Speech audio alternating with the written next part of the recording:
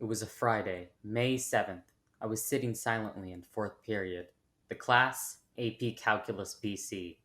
The AP exam happened days ago, and I didn't feel too great about it. But hey, at least from now on, the class will be a free period, right? Wrong! My teacher assigned something new today, the Teach New Stuff group project. I raised my head to find a group, but I'm met with shock. All my classmates have turned into zombies! Unfortunately, I forgot to eat lunch, so I'm low on energy. And in order to survive, I'm gonna have to escape using the least amount of work. But wait, what even is work?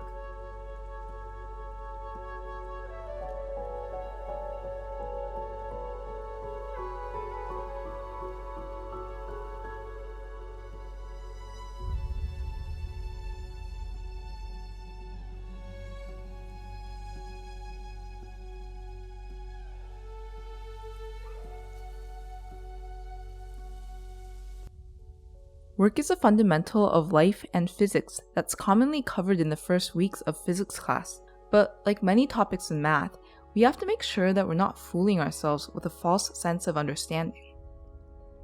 There are two common definitions of work that are thrown around. One is that work is what happens when a force is applied over a certain distance. And the more general definition is that work is a transfer of energy from one object to another. And both of these definitions are correct, but they do require some prerequisite knowledge. What is a force? And what is energy? The truth is, most of these definitions go around in circles. Newton defined force to be mass times acceleration, or the time derivative of momentum. So if a body is accelerating, there must be a force acting on it. You might know that Newton's third law states that forces between two interacting bodies are opposite and equal. Yet, if you think about it, we don't really have a definition of force, only mathematical descriptions and examples. There are gravitational and electric forces, and when we push something, we apply a force on it. Because of this, many people define force to be something that will change the motion of an object. The key idea here is that work is done by a force. Thus, work involves a change in motion. Before we move on from force, take a second to note the units. Since F is defined as mass times acceleration, the SI units for force are kilograms times meters over second squared, which is also called a Newton. Now, energy is more abstract. It's often defined as the ability to do work, but that definition is no good for us when we're trying to explain what work is. In fact, nobody really knows what energy is. But we'll imagine it as a property of an object that varies based on other properties that allows it to move. An object moving fast may have a lot of energy, as does an object super high up from the ground. Work is a transfer of energy from one object to another. If we raise a book on a shelf, we are transferring kinetic energy from our motion to store as a gravitational potential energy of the book. Here, the kinetic energy transferred is work being done on the book.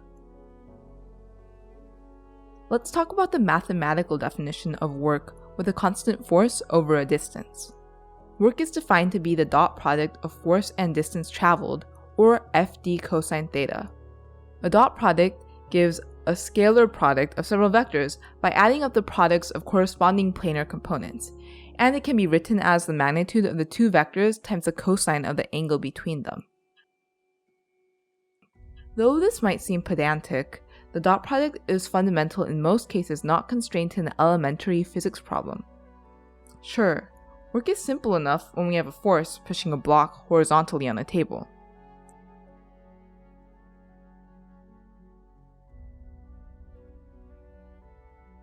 In this case, the formula shows that work reduces to force times distance, because theta is 0 when force is parallel to the direction of displacement. But what if the table is slanted?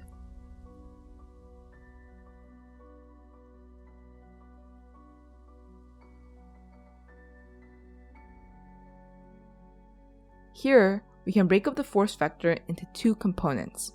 but work is only affected by the component along the direction of the displacement, so the cosine theta term of the dot product is used to indicate the horizontal component. And finally, note the units here. Force, which we've already established was in newtons, is multiplied by distance, which is measured in meters. So the units of work are Newton meters, also called joules, the same as the units of energy. Let's do a quick example.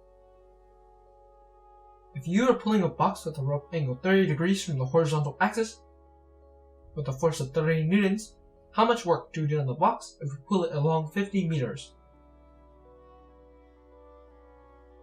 The force we apply on the box is 30 newtons, but since it is angled, we must only consider the horizontal component of the force, F cosine theta, which in this case is 15 square root 3 newtons.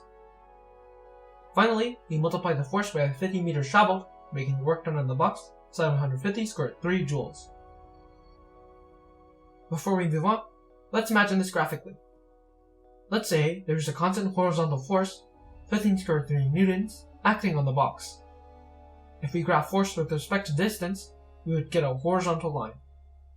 Since work is the horizontal force times distance, it's represented by the area under this curve, from 0 to 15 meters.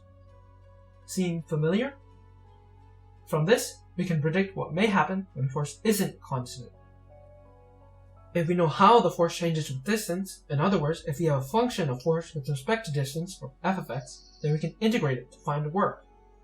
Now let's verify this. Imagine a graph of force with respect to distance. We can divide up the distance into small segments with constant force, work being the area under them. If we make the segments thinner and increase the number of them, the area seems to become more and more accurate. You may recognize this as a Riemann sum definition of an integral. Thus, taking the integral of a force with respect to distance yields work. Finally, let's talk about a few physical extensions of this idea of work. Unfortunately, we don't have enough time to explain these concepts in depth, but we encourage you to apply what you've just learned and look into more concepts that interest you.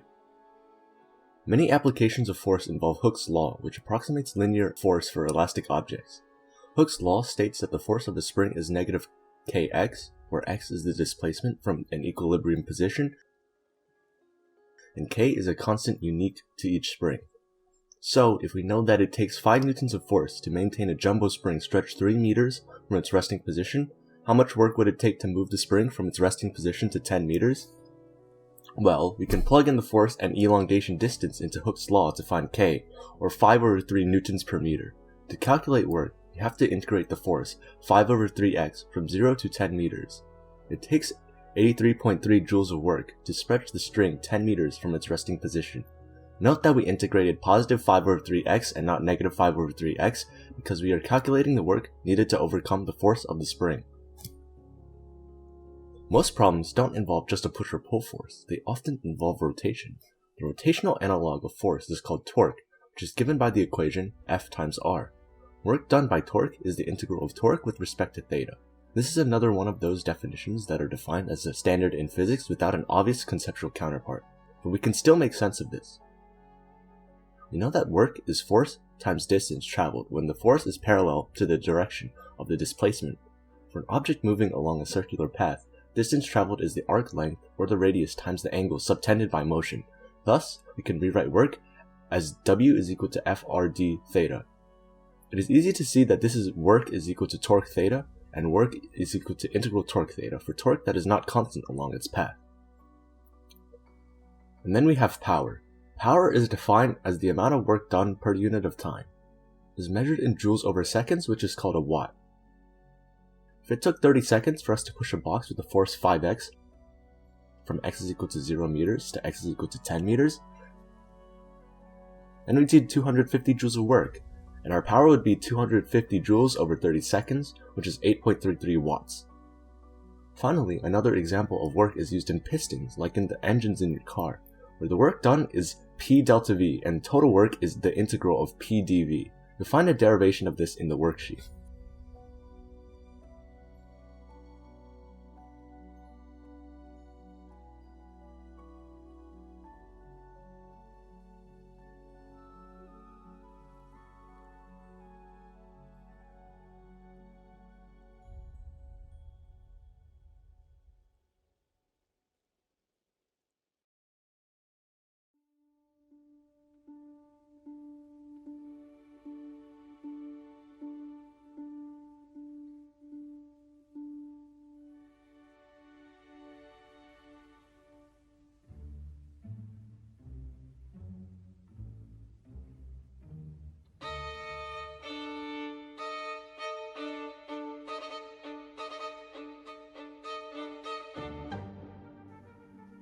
First, I need something to hurl at the zombies. I found 2 balls in Mr. Knutsson's classroom, a basketball with a mass of 0.6 kilograms and a soccer ball with a mass of 0.4 kilograms. But I can only raise the basketball 1.5 meters in the air, but I can raise the soccer ball 2 meters in the air. Which ball should I choose to do the least amount of work, and how many joules of work am I doing, if we assume the gravitational acceleration is 10 meters per second squared? Let's start with the basketball. We know that force is mass times acceleration, or 0.6 kilograms times 10 meters per second squared, which is 6 newtons of force. Applied over a distance of 1.5 meters, the work done is 9 joules. With the soccer ball, 4 newtons times 2 meters is 8 joules. Thus, I should choose the soccer ball, which requires 1 less joule of energy to lift. Now that I've successfully taken down the closest zombies, I have to leave the room. There are 2 doors in Mr. Knutsson's classroom. One door is 1 meter wide, and the other is 1.5 meters wide. I can push on both of them with the force of f of theta is equal to 3 theta cubed plus 2. I can push the smaller door through an angle of pi over 3 radians, while I can only push the larger door through an angle of pi over 6 radians. Which door should I go through to do the least amount of work, and how much work am I doing? We know that torque is equal to force times radius, or 1 times 3 theta cubed plus 2 newton meters for the smaller door, and 1.5 times 3 theta cubed plus 2 newton meters for the larger door. Since torque isn't constant with respect to theta, we must integrate torque from theta equals 0 to the angle I can rotate the door through. Luckily, I always keep a calculator on hand. For the smaller door, this ends up being 3 joules, while for the bigger door, it's 1.66 joules, so I need to choose the bigger door in order to escape. Oh no, my mask fell off! Even though we're in a zombie apocalypse, we still want to practice safe health measures. Luckily, I always keep a backup on hand. How much work are my hands doing on the elastics of the mask if I apply a force modeled by f of x equals 0.32x, where x equals 0 is the unstretched position of the elastic, and stretch it from x equals 3 to x equals 5 centimeters? We can recognize this as a perfect elastic object because the force follows Hooke's law, and just as normal, we integrate force with respect to distance. With a little bit of calculus, we see that the integral of f of x from 0.03 to 0.05 meters represents 2.56 times 10 to the negative 4th joules.